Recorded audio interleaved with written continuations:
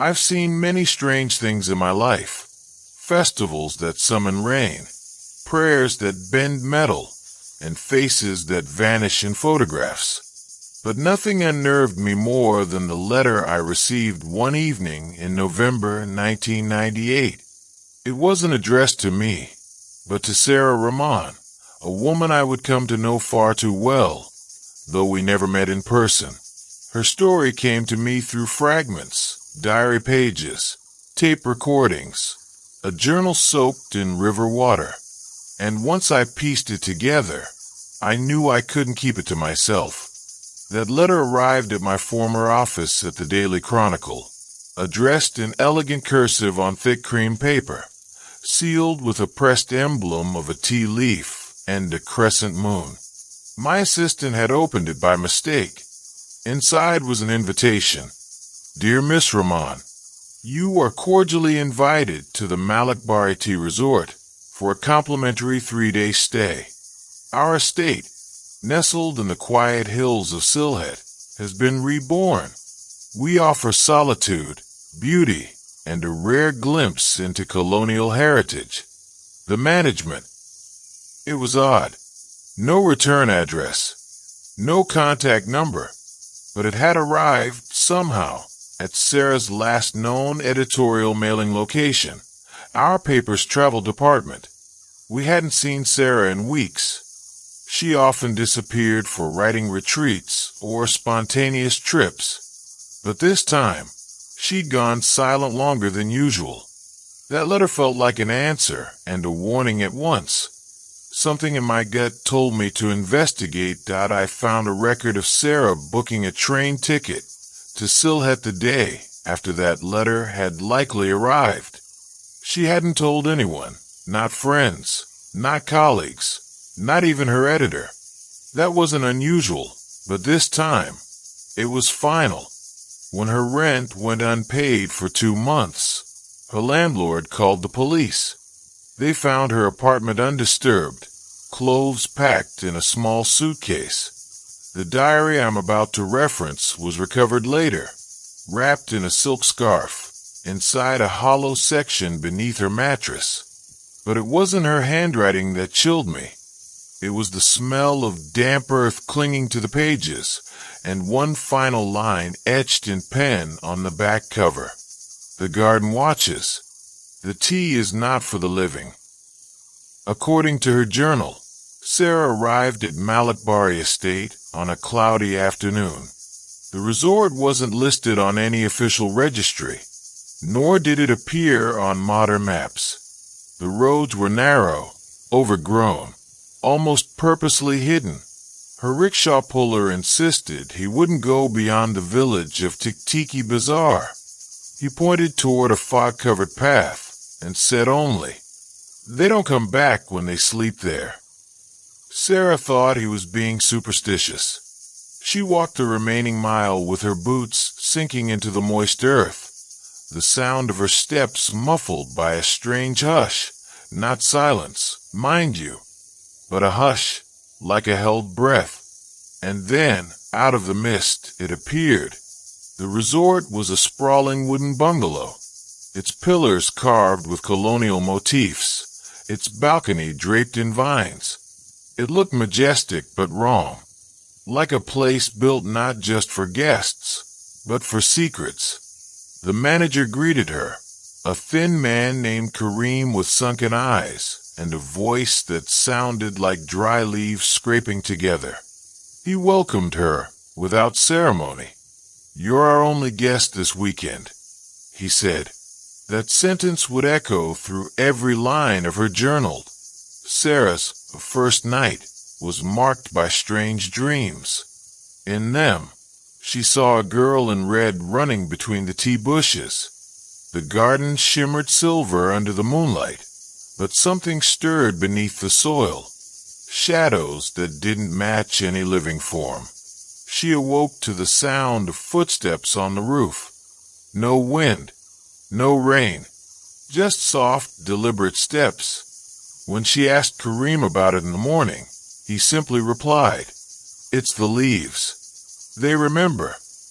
She laughed it off.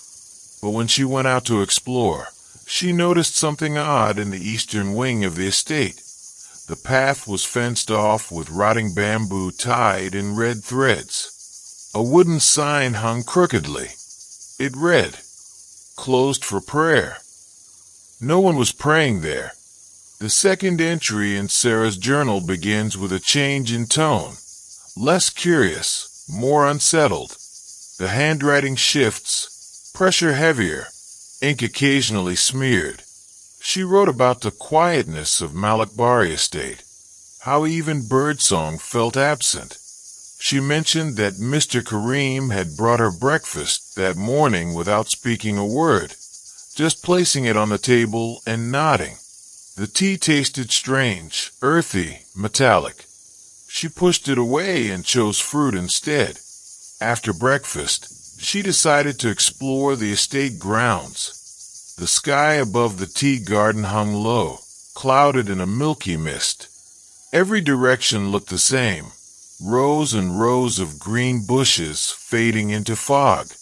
The further she walked, the more she felt the sensation of being watched, not by people, but by the very ground beneath her.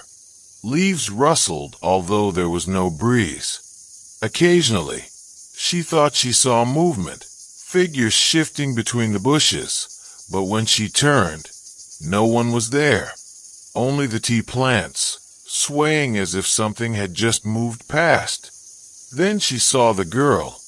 Sarah described her as being perhaps 14 or 15, barefoot, wearing a tattered red sari. She stood perfectly still at the edge of the path, her long black hair falling over one shoulder, arms limp at her side. The girl didn't speak, didn't blink. Her eyes were too dark, no whites, just glistening orbs that reflected the gray sky. Sarah called out, thinking the girl might be in trouble, but instead of responding, the girl turned and began walking silently into the tea bushes. Sarah followed. She wrote that she couldn't explain why she did it. She felt compelled, as if the girl wanted her to see something. They weaved between rows, the bushes brushing against her legs, wet with dew. The further she went, the colder the air became, unnaturally cold, enough to sting her fingers. Eventually, they reached a clearing, an open circle in the middle of the tea garden. There stood a large stone marker, cracked down the middle, with faded writing in an unfamiliar script. The girl stood beside it, looking down, then slowly raised one arm and pointed toward the earth. Sarah took a step forward, and the girl vanished. Not ran, not hid, just disappeared. The mist thickened immediately. She turned in circles, calling out, but only the rustle of unseen movement answered her. By the time she found her way back to the resort, the sun had begun to set. Mr. Karim was waiting at the veranda. He didn't ask where she'd been. He only said, "You shouldn't follow the red one." That night, Sarah bolted upright in bed, just past midnight. Something was in the room. She didn't hear it, didn't see it clearly, but she felt it. A presence, cold and rooted in the dark corner where the wardrobe stood. Her breath fogged. The light bulb above her bed flickered once, then dimmed. She didn't sleep again until dawn. The next day, her journal entries were shorter. She mentioned hearing voices at dusk, low and humming, like a lullaby sung in reverse. And outside her window, shadows passed by. One stopped. Its shape lingered, outlined against the curtain. She didn't go to the eastern wing again. She couldn't bring herself to. Sarah's entries became more fragmented after that day. Some pages were torn. Others had small stains. Tea, maybe, or something darker. Her handwriting was shakier now. Still, she tried to keep her routine. Breakfast, walks, journal entries. But something inside her had shifted. She no longer felt like a guest. She wrote, "I think I'm not alone in my skin anymore." On the third day, she attempted to leave. She packed early, before sunrise, and went looking for Mr. Kareem to arrange a ride back to town. But she couldn't find him. His quarters were locked. The reception area was empty. The generator was off, and the landline, always unreliable, only buzzed with static. She thought about walking down to the village herself, but the road was gone. It hadn't been removed or blocked. It had vanished. Where there should have been a path was only dense overgrowth and thorny brambles, as if the land had never been cleared. Even retracing her steps to the front gate led her to a tall hedge that hadn't been there before. She wandered in a loop for what felt like hours. When she finally returned to the main building, the sky had darkened prematurely. It was barely afternoon. There were new footprints in the mud near the porch. Small bare feet. They circled the veranda, then led off into the tea garden. She didn't follow this time. She went inside and locked every door she could find. That night, she didn't hear voices. There was no humming, only silence. And in that silence, she felt the presence again. This time it wasn't near the wardrobe. It was sitting at the edge of her bed. She didn't dare open her eyes. Her body stiffened, her throat dry. She focused on her breath, counting each one. Then slowly, the weight on the bed lifted. The floor creaked once. Then nothing. In the morning, she discovered the red sari laid across the foot of her bed, wet, as if it had just been pulled from the river. Sarah didn't write for a full day after that. The next entry came with a new tone, one I hadn't seen before. Not fear, not confusion, resignation. She began to refer to the estate as the garden that remembers. She wrote that the air itself felt thick, as though time didn't move normally here.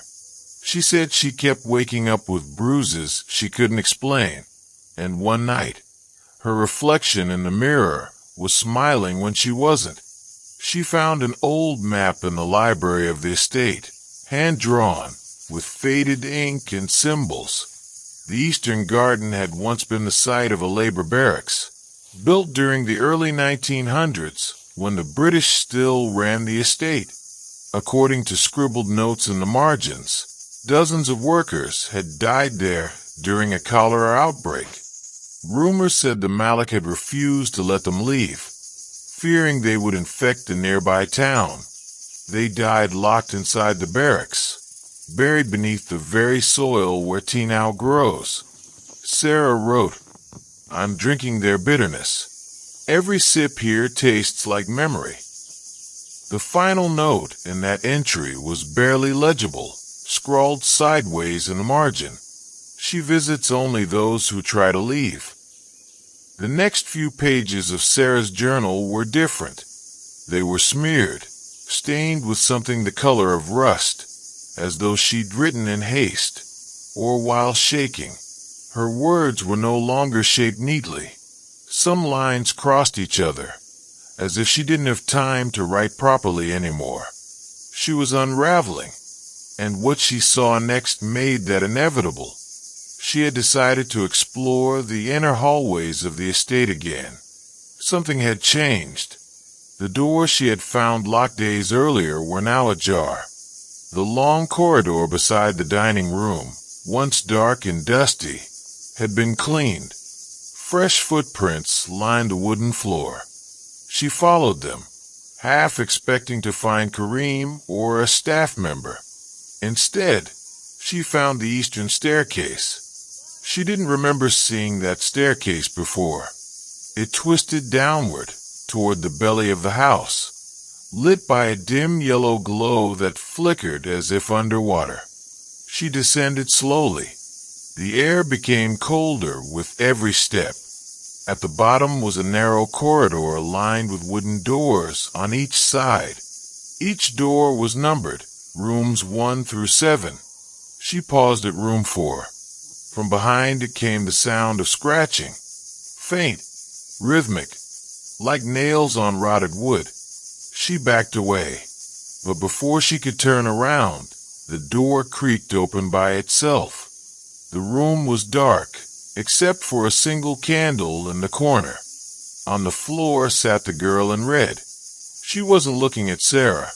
Her head was down, long hair falling like a curtain over her face. Then she moved, jerkily, unnaturally, as though her joints bent the wrong way. She stood without ever using her hands, and then slowly turned her face towards Sarah. Sarah wrote, "I've never seen a face so empty, like it wasn't made for a soul to live in." She ran, upstairs, down the main hall, into her room. She barricaded the door with a chair. That night, it wasn't silence that greeted her. It was sound, soft weeping from inside her own bathroom. A shape passed behind the frosted glass of a mirror, pausing just long enough for her to know it was looking back. In her journal, she scribbled again and again. She lives under the leaves. She drinks what we brew. She never left. That morning, Sarah found something disturbing on her windowsill. A handful of black tea leaves, soaked and knotted together into the shape of a woman. It smelled like decay and earth after rain. She had begun to understand that the resort wasn't just haunted. It was feeding something. Later that day, she climbed to the attic. She had seen it once from outside. An old structure atop the house with glass shutters, likely used for watching over the estate in colonial days. Inside she found a trunk, sealed shut with rusted iron latches, and beside it a small notebook. Not hers. Inside were the writings of another woman, dated 1973. I tried to burn the sorry. It returned. I tried to leave. The road turned to dust. She said we all brew what we deserve. Sarah stayed in the attic until dusk. She didn't feel safe anywhere else anymore. But even up there, she heard footsteps moving slowly along the ceiling beams. Something that didn't crawl like a rat or creak like a pipe. It was heavier, calculated. She wrote only one more thing that night. She's not a ghost. She's part of this place. The next morning, Sarah didn't write in her journal. She recorded instead. An old tape recorder she had brought to document her trip. The cassette, when I found it years later, was warped. Some parts were muffled, others skipped, but her voice was unmistakable, tight, tired, and trembling. "I don't know what day it is anymore," she began. "Time doesn't move here. Or maybe it's just moving in circles. I saw the girl again today. I didn't mean to. I was just walking through the western edge of the garden, and she was there, sitting beneath the old tree, where the bark splits like a wound." Her breathing in the recording grew rapid. She was humming something, not a song. It was more like the sound of tea boiling, constant, rising, hissing. I didn't get close. I just stood there. And then she looked at me. I didn't see her mouth move, but I heard her, clear as anything. The tape crackled here, distorted, and when it came back in, her voice had changed. Whisper thin, barely audible. She said, "You've already tasted it. Now it will grow in you." Sarah didn't remember walking back. Her next journal entry began with a drawing, a crude sketch of the tea garden from above, with a red X marked near the eastern field. She wrote below it, "This is where the bodies were buried. The old barracks collapsed in 1932. They built the new guest cottages over the graves. She wrote that every guest since then had been tested. Some were let go. Some became part of the garden. And some, like her, were simply watched. She tried to find the others, the guest books, the logs, anything that would show past visitors. But every drawer in the resort was either empty or filled with useless scraps. No records, no photos, no trace of anyone who had ever stayed. She confronted Mr. Kareem again that evening. He was sitting in the old lounge, lighting a kerosene lamp, as if he had never left his spot. She told him about the girl, about the graves, about the tea. He didn't deny any of it. He simply said, "She grows with the leaves. Her sorrow sinks into the soil. We only serve what the garden brews." Sarah screamed at him, asked why he never warned her, why he let her stay. He looked up at her with tired, hollow eyes and said, "Because you were already chosen, long before you came here." That night, Sarah packed her bag again.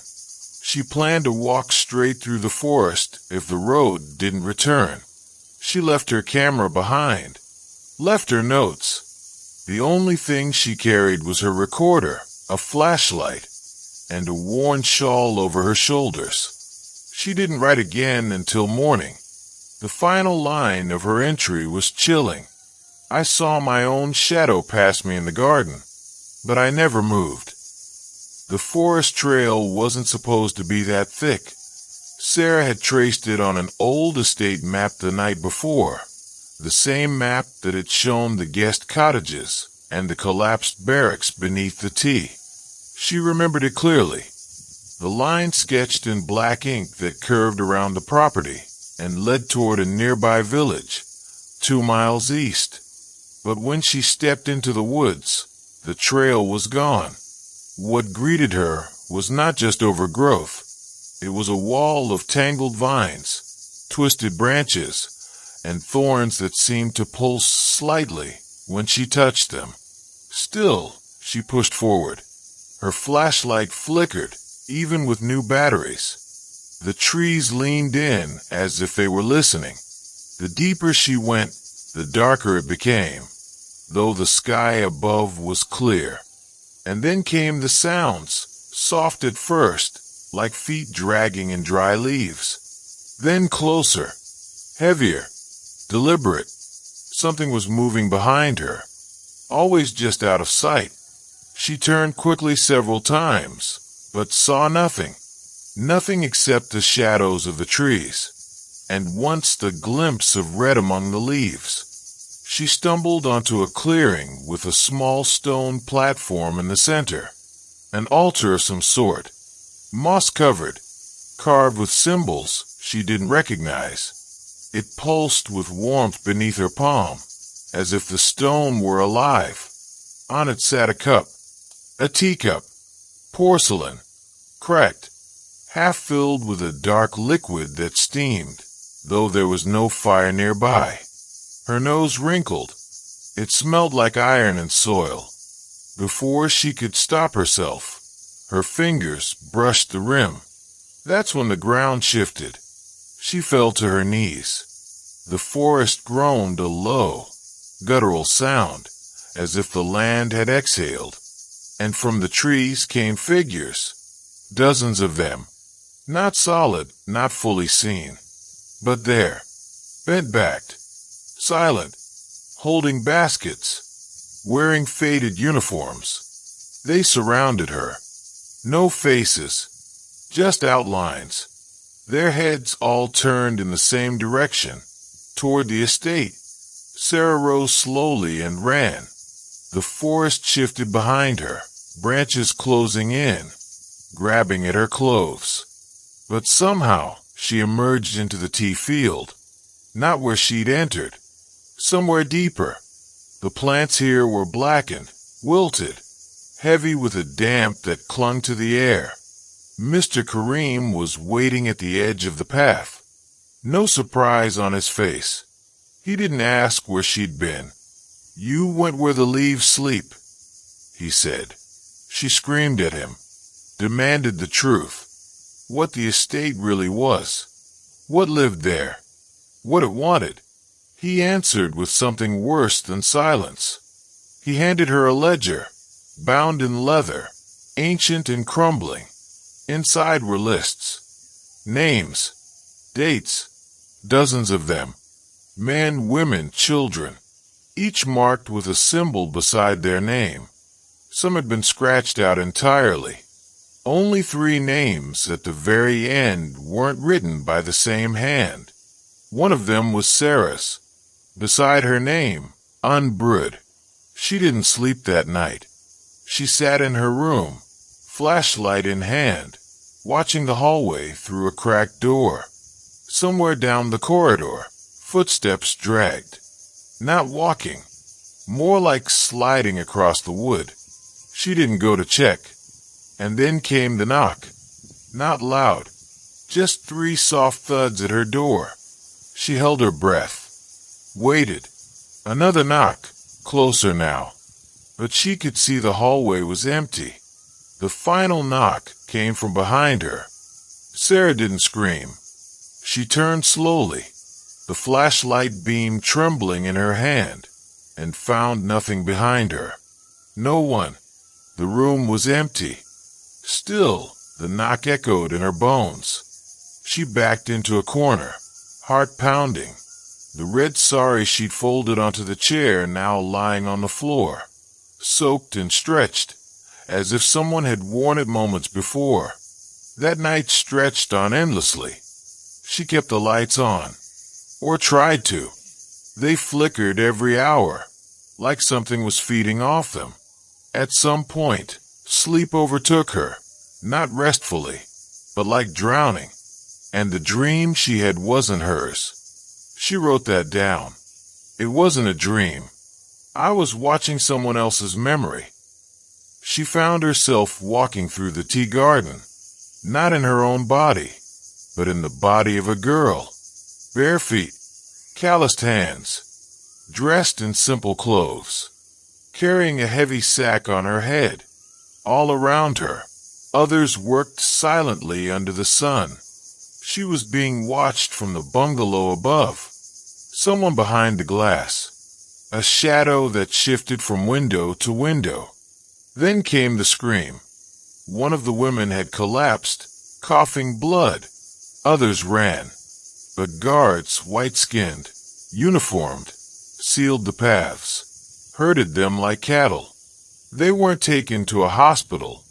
They were taken below, to the old barracks. Sarah jolted awake. The smell of damp soil was strong in the room, and her feet were dirty, caked in black mud. Her flashlight was lying on the floor across the room. It wasn't possible. She had locked the door. She had not left her bed. She wrote, "I don't think I'm dreaming anymore. I think she's showing me what happened." She returned to the attic that afternoon. She didn't care about fear anymore. She only wanted answers. The trunk she had found earlier had loosened, perhaps swollen from humidity. This time it opened. Inside were dozens of journals. Not guest journals. Staff journals. Pages filled with notes about repairs, tea yields, pest control, and slowly, more disturbing things. References to soil anomalies, to rotting roots where no rot should be, to a strange child seen at the perimeter, always near the eastern border. One journal, dated 1986, included a chilling confession. Mr. Hossein saw her again. The girl in the red. She isn't a girl. She isn't alive. She's tied to the land, to what we buried. And every season we brew her sorrow into every cup. Sarah stayed in the attic until dark. She didn't want to be in her room anymore. The shadows there had grown longer. The mirrors showed reflections that didn't move with her. And she heard a sound in the closet, like breathing, slow and patient. Downstairs, the kitchen door was now boarded up. She hadn't noticed when. The main lounge had dust again, although she had seen Kareem there the day before. Cobwebs hung from the chandelier. It was as if time inside the house twisted differently for each room. She passed the mirror in the hallway. It didn't show her. It showed the girl, standing there, smiling, and then it shattered. Sarah ran. She went to the tea fields again, determined to find the clearing, to find the truth. But the rows twisted. The paths curled back into themselves. And then the girl appeared, this time not distant, but just a few feet ahead. Her face was clearer now, pale, blood at the corners of her mouth, and her eyes sunken, endless, not of a child, not of this world. She raised her hand, pointing to the soil. Sarah stepped forward, and the earth beneath her cracked. The ground didn't collapse entirely. It sank, just enough for Sarah to lose her balance and fall to her knees. Beneath the loose soil, her fingers touched something cold. Not rock, not root, bone. She scrambled back, heart hammering, but the girl in red remained still, one arm raised toward the pit as though demanding acknowledgement. Sarah stared at the shape beneath the surface, thin, brittle, unmistakably human, the remains of someone who had never been buried, only hidden.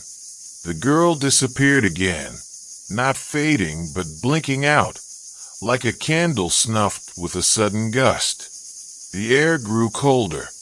No birds, no insects, just the silence of the garden and the weight of something watching. Sarah didn't write that night. The pages were blank until the next morning, and when the ink returned, it was shaky. She wrote about the dream again, but this one wasn't from the past. This one was from the future. She was back in the estate, standing at the doorway to room 4 in the basement. Inside, voices murmured low, droning. Not language, more like the churn of something buried alive. The door opened for her, without touch. Inside, the walls bled. Tea leaves grew from the cracks, twitching like insects. In the center of the room was a large copper pot, and inside it boiled not tea, but something dark and thick and screaming. And there, stirring it, was Mr. Kareem, his face melting, his hands not hands anymore. She awoke to the scent of copper and ash. The estate had begun to change. The walls were darker. Rooms shifted. A staircase she once took to the upper floor now led nowhere, just into a blank wall. Outside, the tea workers she thought she had glimpsed in daylight were clearer now, but they didn't blink, didn't bend, didn't move like living people. That day, she wandered too far and ended up near the rear of the estate, where an old greenhouse stood, vines long having eaten through the glass. She stepped inside and found what looked like an altar again, but this one had photos pinned above it, blurred, faded, water-stained. They were all of women. Each had something red, lipstick, a shawl, a ribbon, and beneath each photo, initials carved into the wood. The last photo was hers. Fresh, not printed, not framed, drawn, in charcoal. She ran. She tore through the garden, through the house, up into the attic again. That night, she lit a fire for the first time. She didn't care if it burned the whole place. She threw the red sari into the flames. It didn't burn. It screamed. The fire died without consuming it. The fabric lay in ash, untouched, still wet. That was the last night she tried to resist. The final page of her journal reads, "I understand now. It's not the girl. She's not the curse. She's the warning. The real curse is what we ignore, what we cover with gardens and gates. This land remembers the pain it was fed, and it grows in silence, waiting to be served. She doesn't want freedom. She wants us to drink. I don't know how Sarah's journal ended up in that police evidence box. The official report said she was missing, presumed dead. No body was ever found. The Malikbari Estate closed down within weeks of her disappearance, citing maintenance and structural safety as the reason. But no renovations ever happened. The land was left untouched. The tea plants withered. The resort was swallowed by vines. Still, some say lights can be seen from the attic on certain foggy nights. A flicker, a shadow. Sometimes, they say, the scent of tea wafts through the road when there shouldn't be any wind. But I haven't told you the most disturbing part yet. A month after the estate shut down, I received a package at my office in Dhaka. No return address. Inside was cassette tape. No label. Just a note in Sarah's handwriting. If it reaches you, you must listen alone. The tape started with silence, then the soft sound of someone breathing. Sarah's voice came next, weak, almost detached. "I'm not sure if I'm still me," she said. "I don't remember how long I've been here. Days, weeks, maybe I never left the garden." She spoke slowly, as if fighting sleep, or something worse. "She won't let me go. The one in red. I thought she was the ghost, but she's just the gatekeeper. She watches. She waits. She gives warnings." The sound distorted, and then her voice dropped, hoarse. "But the real one, the one underneath, is older than this land, older than the house. It sleeps under the soil and drinks what we plant. That's why the tea tastes like rusted memory. That's why they brew it in silence." A sound rose in the background, like boiling water, but thicker, more alive. Then a knock. A slow, heavy knock. Sarah gasped. "She's here." Something moved. A dragging sound. Then a strange, wet thump. The tape cut off. That was the last time I heard her voice. The next time I saw her name was in a government land record. A line item. Property inheritance suspended. Estate owner, S. Rahman. I never understood what that meant, but I remember returning to Sylhet one final time. I stood at the edge of the Malikbari grounds. Everything was overgrown. The gate was rusted shut, but there was something on the signboard. A fresh white paper, pinned with a single nail. It read, "We're open again. Tea is served. One guest at a time." No signature. Just a red fingerprint at the bottom. I didn't go inside. I stood there, just beyond the rusting gate, the dense fog curling around my shoes, listening to the silence. Not the comforting kind. This was a listening silence. A hush that leaned forward. A silence with breath. I turned away and walked back to the village. I told myself I had done enough. Collected enough. That Sarah's story didn't need me to go further. But I never really left it behind. Over the years, I kept everything. Her journal, the tape, the map, the photos. I even saved a dry tea leaf that had fallen from her journal. It was dark, heavier than it should have been.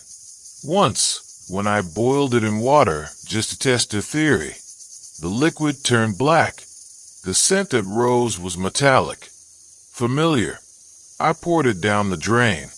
That night, I dreamed of footsteps pacing above my ceiling. They say some places get built on blood, and some brew it. Malikbari was both. The estate wasn't just haunted, it was a living thing. A body built from pain, watered with silence, and grown through generations of forgetting. And Sarah? She wasn't the first to walk its path, but she may have been the last to leave behind a voice.